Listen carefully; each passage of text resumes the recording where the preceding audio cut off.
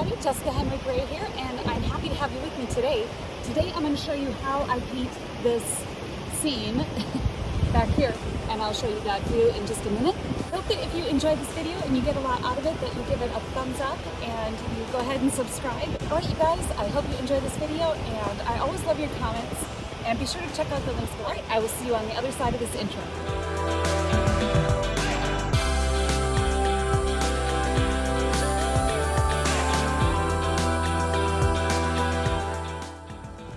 All right, so this is where I was on this beautiful day, way up on the top of this cliff, kind of looking down on the water here, and the color was a lot more vibrant in nature. River goes way back that way.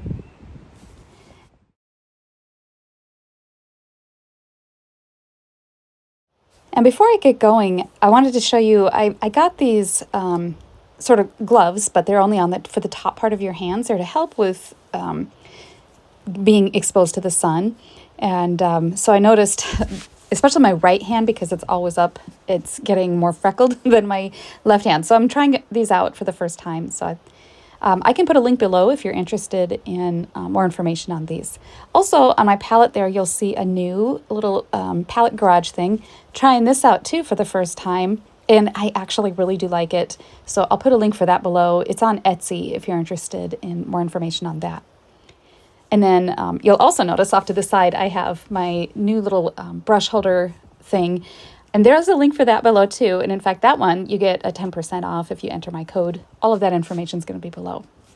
Okay, so as I'm out here working on this painting, I began with a toned canvas. And I wanted to bring out some more of the warmth that I wasn't seeing very much of in my view. My view was very, a lot of grays and taupes. So I pulled out a little bit more burnt sienna, yellow ochre into my views so that there's an undertone of warmth. And I loved that shade that I could see in the mossy rocks, that lent some warmth to the painting, as well as the color in the water that you can't see from the photo. So all of those colors, when you have a scene before you that's remarkably colorless, you want to try to really capitalize on those pockets of color. And for that case, that is another reason why then I tone the canvas in this warmer tone instead of mixing sort of a grayish. I do like to tone the canvas a little bit, especially when plein air painting ahead of time, because it already gives me a middle tone. And when I'm working out my painting and time is very short, because I know that the light is going to change, that toned canvas already gives me that middle tone. So all I have to do really is work out the composition of the darks and lights, where those are going to be placed on my canvas. And so I sort of blocked that in with a loose sketch with my brush. And now I'm kind of just pulling out some of the colors that I saw in my view, taking a little bit of the yellow ochre and white and a touch of phthalo green to get some of these colors when the sun was just right and it was hitting the water. Just beautiful greenish sage green color was coming through. It's okay to stop what you're doing in the course of your painting and grab one of those colors that you see before the light changes, because essentially that's all that plein air is about. You're capturing the color and light of a scene. So your painting does not have to be a finished work of art, but if you can capture the specific colors, if you think about what a camera doesn't show, that's what you want to try to do in your working from life, whether you're in the studio or you're out plein air. Cameras don't show you the beautiful, true color of everything. You can pull out beautiful colors in photography, but oftentimes it's not the same as what you can view with your eyes. Okay, so what I'm doing here is I took some of those greens and I just blocked them in briefly. Now I'm going to work on the actual painting. So I'm grabbing some ultramarine blue, some titanium white, and a touch of the phthalo green. When I say I'm working on the actual painting, obviously I've already started the painting, but I'm going to now begin applying the paint with the purpose of finishing the sky and then working my way toward the beginning, what's up close to the viewer.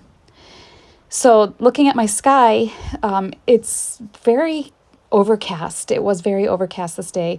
And so as the clouds sort of reached more toward the horizon, there's just a touch of warmth in them.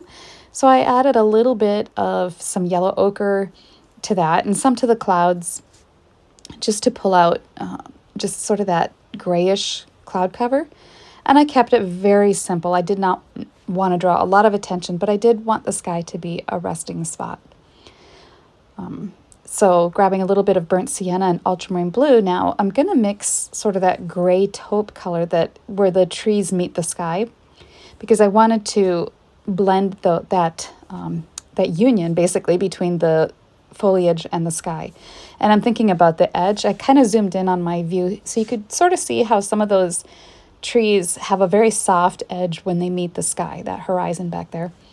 And I do that by just sort of doing some light, soft dabs. And I don't want my brush strokes to be very pronounced, so I keep them a little bit softer, specifically at the base of the brush stroke, so that it has that illusion of light dissolving around a solid object to sort of diffuse the edges. So now as I'm working my way closer and closer to me through my scene, I'm accentuating the values, stair-stepping just a little bit darker and a little bit darker every time I work my way towards myself. So that's a little more of the ultramarine blue and burnt sienna. And in some of these mixtures, I add a bit more of the yellow ochre and a bit more of the cad yellow sometimes, just to pull out different shades of greens and taupes, instead of making it all sort of a sea of different grays back there. Gray is a very important color in your painting. I think that we often forget about gray, even in portraiture. The use of gray adds such a level of reality to it, but you can really quickly overdo it and make something look dead and flat. So taking a little bit of the cad yellow into the white, the sky blue mixture that I already had, I was able to make sort of a sage spring green, and I wanted some of that to peek through in the background there. It's very hard to see from this photo, but I thought I could kind of zoom in a little bit and you could see some of the green that was peeking through, barely peeking through.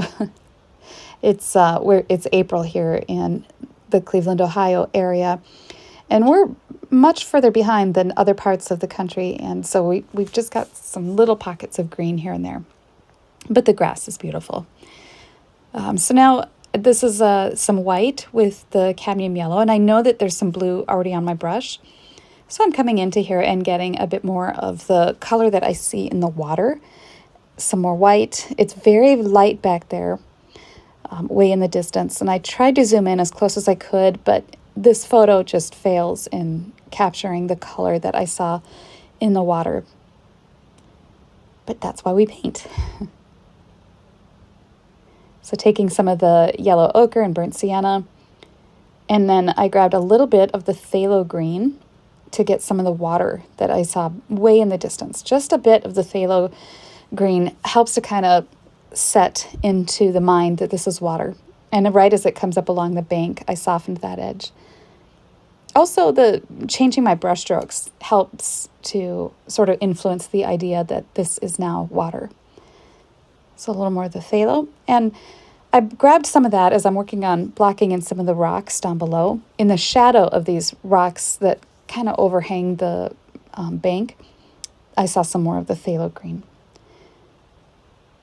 Now as I stair-step my way toward myself in the painting, going back and just highlighting some of the waterfalls, I wanted that passage back there to be pretty much finished. So that's why I took the time to play with some of the waterfalls and some of the sparkles, because I knew that I wasn't going to visit that area very much again, short of a few rapids and things, sparkles that I add later.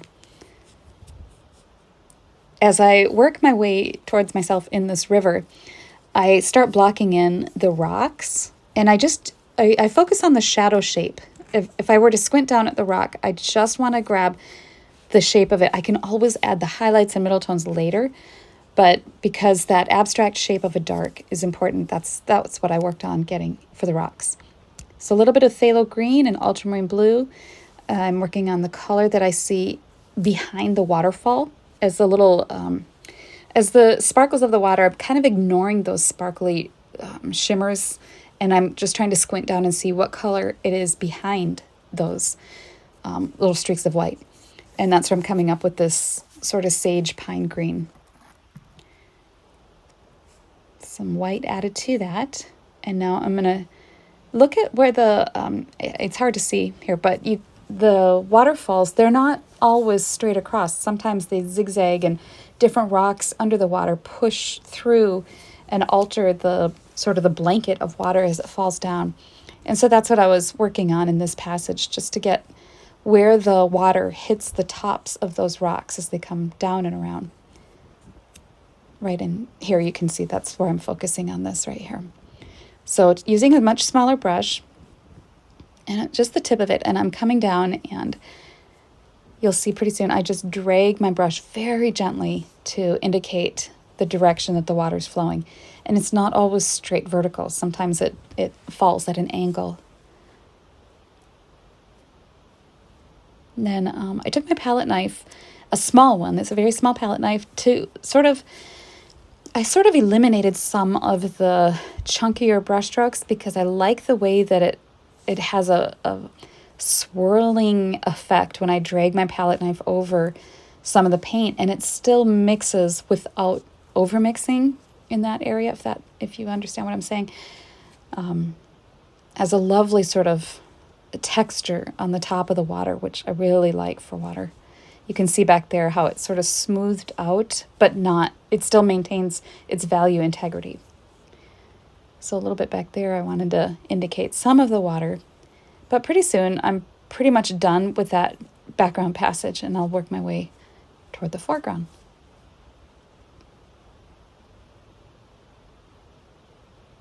Now I come back through after the palette knife work, and I'm just indicating a few spots where the rapids were really roiling right at the top of that water base, which really, that is the focal area of this whole painting. Everything leads back to this beautiful, almost mysterious sort of waterfall and a little pool back in there. And I loved how the rocks sort of overhung that area as well. So I wanted to take some time and get that to a place where I felt comfortable with it.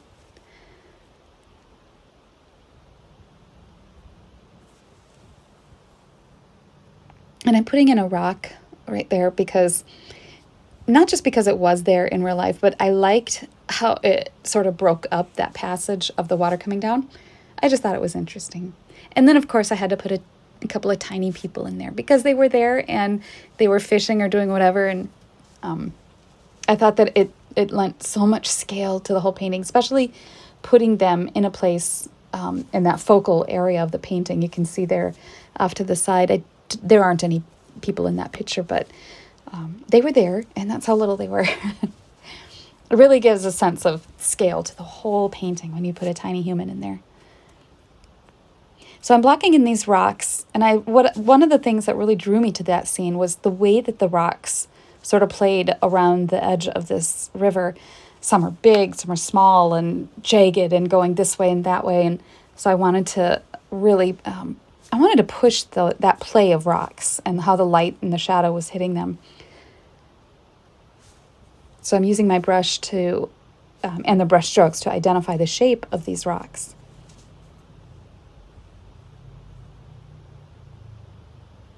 And then all along the edge of the creek here, I notice off to the side where you can't see the picture that it's quite a bit darker right where the rocks are. And so I was working on getting some of those values progression as the values step closer to me, as dark as they need to be. And then I'm focusing on getting the water surface and water texture exactly the way that I want it as it comes down. So I'm blocking in first without getting too distracted by all the details. I'm blocking in when I squint down some of the sage green passages, some of the lighter gray passages, just to get that area a little more accurate as we're coming down toward the viewer. But the trick to painting something as complicated as this scene is squinting. If you don't squint, you'll be lost in all the detail. So squinting down at it, I see these varying shades of green, and that helps a lot to be able to mix up those colors and to block in where those colors are. And once they're blocked in like this, then I ask myself, what are the edges like of those blocked in passages? Sometimes there were passages where the water was a little bit grayer because there were rocks under the surface of the water that were closer to the surface. So they were casting sort of a grayish hue on the color of the water.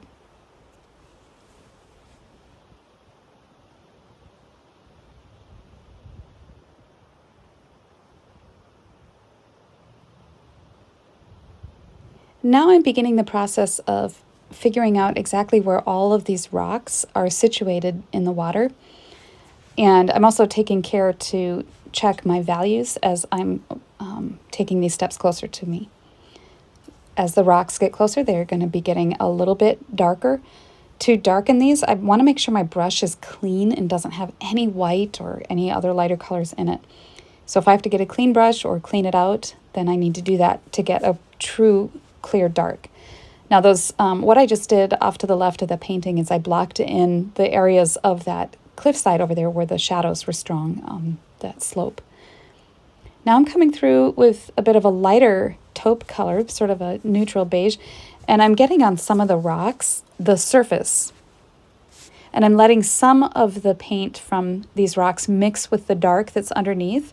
And in other places, I want a brighter sunlit area on the top of the rock, so I'm careful not to blend that brush stroke with the dark underneath. By doing that, I lay the piece of paint down, and I don't smudge what is underneath it. If you continue to smudge your paintbrush back and forth, you will pick up more of the color underneath. And that is a technique you can use when you want to blend your two colors together. But if you want to just lay a clean piece of paint on top of another piece of paint, lay it down and don't mess around with moving your brush back and forth. Now here I wanted the color in the water a little bit brighter green. So I took some cadmium yellow with the phthalo green. Now off to the side, off to the left, there were some fallen leaves. So I grabbed some alizarin permanent and some yellow, cad yellow with the white, a little yellow ochre to get sort of that oak leaf area. Sort of on the path. I didn't want it too bright though because the light wasn't hitting it very strong in that shadowy area where the leaves were. The longer I sat, the brighter they were because the sun rose higher in the sky. But so anyway, there's some green on that side that I wanted to pull out. But it's hard when you're painting a forest to look and to try to determine what color the ground is because there's so many trees and shadows and foliage and brush and whatever. So you just squint and whatever you see beyond the trees, that's what you paint. Then you can always paint the trees over the top, which I do later. So here I'm wanting to sort of work a little more on the rapids, and I'm adding some brighter white right to the water.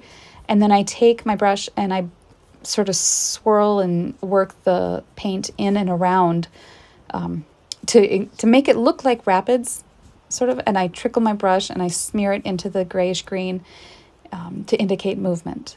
So here there's a little pool off to the side where the water flows around these rocks. And again, I use my brush strokes to define the form of the water as it comes around the rocks. And by squinting down at the water, I can determine that some of the white that I lay down has to be brighter white, and some of it is lighter and more brighter, a little bit stronger brush stroke to indicate maybe a stronger rapid as it's moving around rocks, pushing a little more violently around the stones. So by putting the rocks down in the water first, now I can take the shine and the ripples on top and move it on the surface of the water, sort of to indicate those rocks are below the surface, and some of the rocks peak above the surface. But either way, those rocks are affecting the direction and the rapid of the water. So my brushstrokes from this point on have to sort of take into account the rocks that I have put in my painting, which are not exactly as they are in nature, but you have to make your painting work as you see it on your canvas. A lot of times we do, maybe even subconsciously, rearrange nature to work on our canvas, whether you're doing a still life or you're doing a landscape like this. Always take into account that your first rule of composition are the four sides of your canvas. That canvas is going to determine where you place your objects aesthetically. And sometimes we do it consciously, sometimes it's subconsciously. But either way, you're making decisions of what looks aesthetically pleasing on your canvas. And in this case, I wanted these rocks placed in this harmonious pattern. Whether that is really the way they were in nature or not, I honestly can't tell you, but I used nature as reference. So I'm looking down all the time to say, okay, well, I like that rock. I like how it's shaped. I'll put it here in relation to these other rocks. And according to my canvas then, I will alter the shape and size to best balance out my painting.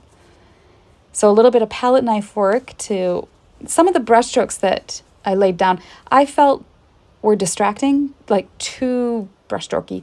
So by taking the palette knife over that, I can kind of soften the edge of some of those and leave some of the brushstrokes in, but not all of them.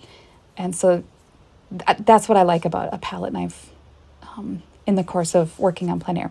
So this rock, there was a lot more information in the rock down below, of course, but I didn't want it as strong and as detailed because I really wanted to keep the focus back on this waterfall and in the scene. So always bear that in mind. If you put a lot of information up close, thinking that, well, if it's up close to me, it's going to have more detail. Well, it is, but you're also going to draw the eye to that. So use what you need to up front to indicate nearness, which is usually just value and color, and let the detail and the information be wherever your focal area is. And I don't recommend putting your focal area right up by the viewer because then we have nowhere to go. There's no interest in traveling to the back of the painting. So I'm not saying always that the focal area has to be in the back, but you do have to give the viewers somewhere to go. And so it's kind of like writing a book. If you put all the information right at the front of the book, why would the reader continue? So in this case, our painting is a bit like a book. We want the viewer to stay. We want you to enjoy looking at the painting and understand the story. So it's the same context. So I'm taking a little bit of dark. By dark, I just mean ultramarine blue, burnt sienna. And I'm coming back through now and just indicating some trees. As they go further back, they become more vague. And the brushstrokes for the tree branches I want very soft and muted.